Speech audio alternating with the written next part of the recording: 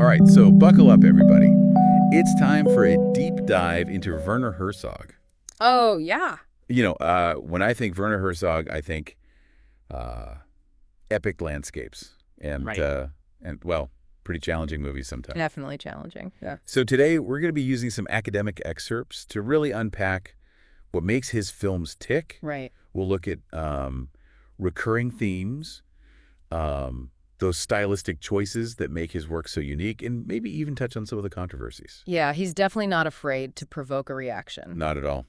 Okay, so to help us navigate this Herzogian landscape, we have an expert in film and philosophy. Welcome to the show.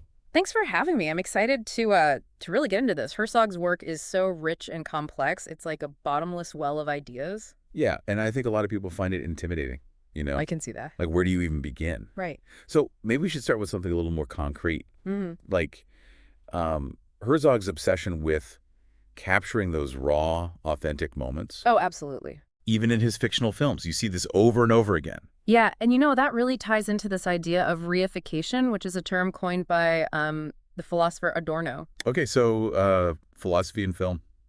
Here we go. Yeah. Bear with me on this one. It's actually pretty relevant. So reification is this idea that, in modern society, we're constantly bombarded with images, right? Mm. Mass media, advertising.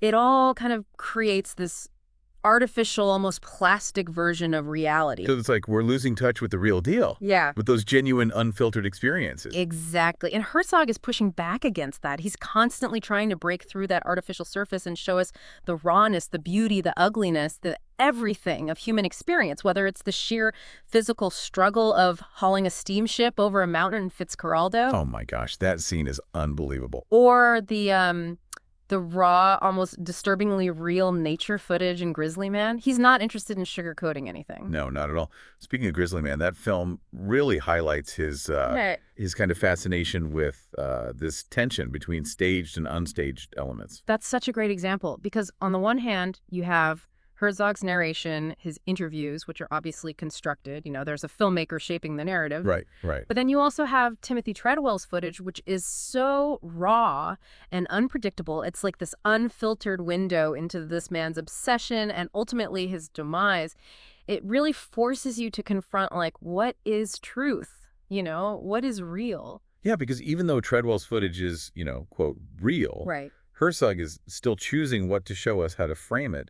So it becomes this complex layering of perspectives. Exactly. And this blurring of boundaries, it extends to his casting choices, too. Remember Right. how he used indigenous Amazonians in Fitzcarraldo? Or cast Klaus Kinski, this notoriously difficult actor. Oh, yeah, Klaus Kinski. The stories about him are legendary.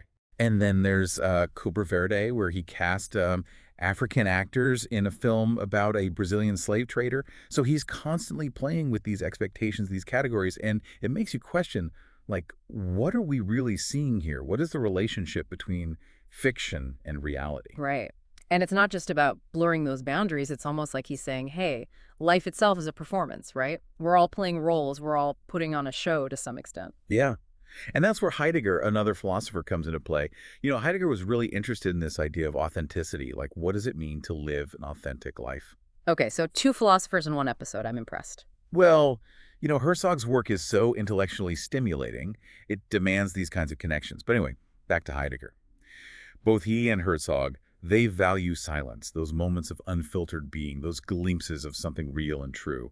But for Heidegger, authenticity is more about confronting our own finitude, our own mortality. It's very existential. So it's like facing the void. Yeah, exactly. Whereas for Herzog, it seems to be more about stripping away the layers of artifice, all those societal constructs to reveal the raw primal forces at play in human nature. So less about finding meaning in existence and more about just like exposing the rawness of existence. Yeah, I think that's a good way to put it. And this tension between like meaning and just raw existence, it kind of helps us understand why some critics have a hard time with Herzog's insistence that his films transcend politics. He's not interested in pushing a specific agenda. Yeah. He's more interested in those deeper, more poetic truths that lie beneath the surface of all the political debates. Yeah, I can see how that would be frustrating for some people, especially given the often heavy subject matter he tackles. Like take Ballad of the Little Soldier, for example. That film deals with child soldiers in Nicaragua, which is obviously a very politically charged topic. Right, and some people felt like the film lacked a clear political stance. But for Herzog, it's about those deeper, more universal truths about the human condition. It's about capturing those complexities of emotion and the often absurd nature of our existence in a way that goes beyond any specific political ideology. Okay, so it's less about taking sides and more about just showing us the human face of these events. Exactly. He's not trying to preach or indoctrinate. He's trying to provoke, to make you think, to make you feel. And I think that's what makes him such a powerful filmmaker. Absolutely. So we've talked about this poetic truth, right? But how does that actually manifest itself visually in his films? Well, one of the most striking ways is through his use of landscapes. Like, think of those lush, almost suffocating jungles in Aguirre, The Wrath of God. Oh, yeah. Those images are burned into my brain. They're not just a backdrop, right? It's almost like the jungle itself is a character in the film. It's like a reflection of the character's psychological state, right? Right. Exactly. It's mirroring their descent into madness, their inner turmoil, the sheer overwhelming power of nature. And that technique, using these external landscapes to represent internal complexities, it kind of echoes those romantic painters like Caspar David Friedrich. They were masters at that kind of visual storytelling. Oh, absolutely. There's a definite connection there. But here's where it gets interesting. Even though his visual style borrows from Romanticism, Herzog himself rejects being labeled a romantic. Which makes sense, I guess, given his focus on those raw, unfiltered moments. Right. Romanticism often idealizes nature and emotion, but Herzog is more interested in those primal, untamed aspects. Like, take his juxtaposition of human and animal behavior, for instance. It's something you see throughout his work, and it can be pretty unsettling at times. Oh, yeah.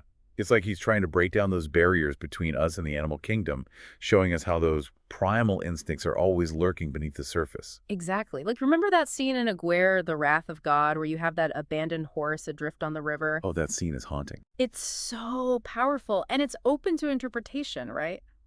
Is it a metaphor for the men on the raft, also lost and alone? Is it a commentary on the futility of human ambition in the face of nature's indifference? Or is it something else entirely? Well, and then there's that infamous monkey scene at the very end of the film. That one's a real head-scratcher. Right. Is it a symbol of devolution? Or the absurdity of Agore's quest? Or maybe it's just Herzog messing with us, making us confront the absurdity of existence itself. Which brings us to another theme that keeps popping up in his work. This idea of uselessness as a deliberate aesthetic choice. It sounds kind of paradoxical, right? It does, doesn't it? But think about Fitzcarraldo again. They literally call him the conquistador of the useless in that film. Right, and the whole premiere of the film is this ridiculously arduous journey, just to haul a steamship over a mountain for an opera house in the middle of the jungle. Exactly. It's like he's commenting on the futility of human ambition, the illusion of progress that we all cling to. But there's also a connection to this idea of artistic pursuit, It's like true art exists outside of financial gain, outside of practicality. It's valuable precisely because it's useless in a purely economic sense. So it's more about creating something beautiful or meaningful, even if it serves no practical purpose. Yes, and that ties into another key aspect of his style, which is stylization. He doesn't try to hide the fact that you're watching a constructed reality. Oh, yeah, it's like he's constantly reminding you that you're watching a film. He's not trying to create this seamless illusion. Exactly, and he often draws attention to the filmmaking process itself, using techniques that are deliberately artificial or exaggerated. Like, think about the way he uses slow motion in The Great Ecstasy of woodcarver Steiner. Oh, yeah, I remember that. It's mesmerizing. It's not your typical slow motion, though. It's not about analyzing the athlete's movements. It's about conveying the subjective experience, the feeling of being in that ecstatic state. It's like he's trying to capture something that's beyond the reach of the camera, something that's purely experiential. Exactly. And speaking of altered states of consciousness, we can't forget about his use of hypnosis. Like in Heart of Glass, that film is so dreamlike and irrational. It's trippy. It's like you're being hypnotized yourself as you watch it. Yeah, definitely. And it raises all sorts of questions about, the role of the filmmaker, the ethics of manipulation, the nature of reality itself. Right, and that's what makes his work so fascinating. It's always pushing those boundaries, challenging those assumptions. So we've talked a lot about authenticity, about blurring those lines between fiction and reality, this idea of uselessness, those epic landscapes. But what are some of the other big themes we need to unpack to really understand Herzog?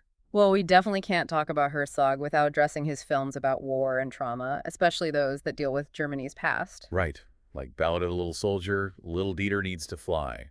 Those are powerful films. But even in those films, he's not trying to make overt political statements. It's more about the individual experience of war, the way these events scar people's souls and shape their whole worldview. Yeah, like take Dieter Dengler in Little Dieter Needs to Fly, for example. Hmm. His experience as a POW during Vietnam was so profoundly traumatic, it shaped his entire life. Exactly. And what's interesting is that Herzog himself experienced trauma during his childhood in wartime Germany, so there's this real sense of empathy and understanding in those films. So he's not just observing from a distance, he's drawing on his own experiences to illuminate those universal truths about war and trauma. Exactly. And it's not just war.